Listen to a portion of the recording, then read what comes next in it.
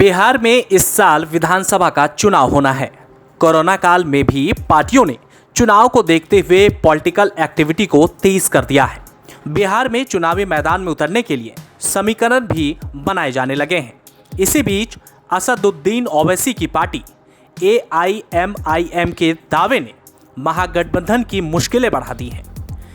असदुद्दीन ओवैसी की party AIMIM ने यह दावा किया है कि वो बिहार में विधानसभा की 32 सीटों पर चुनाव लड़ेगी। असदुद्दीन ओवैसी की पार्टी AIMIM के इस ऐलान के बाद महागठबंधन की परेशानी बढ़ सकती है।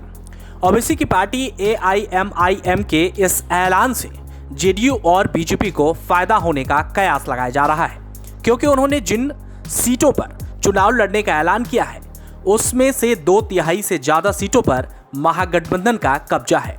ओवैसी की पार्टी ने लोकसभा चुनाव में कांग्रेस की खाली हुई सीट पर उपचुनाव में पहली बार खाता खोला था।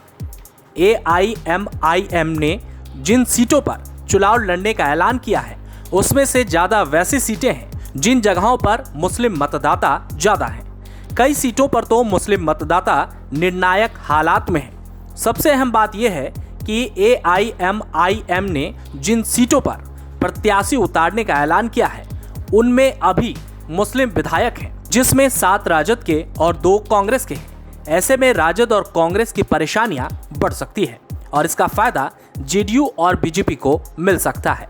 फिलहाल तेजस्वी के लिए ओवैसी सबसे बड़ी चुनौती बन सकते हैं। ब्यूरो रिपोर्ट के लिए द HD न्यूज़।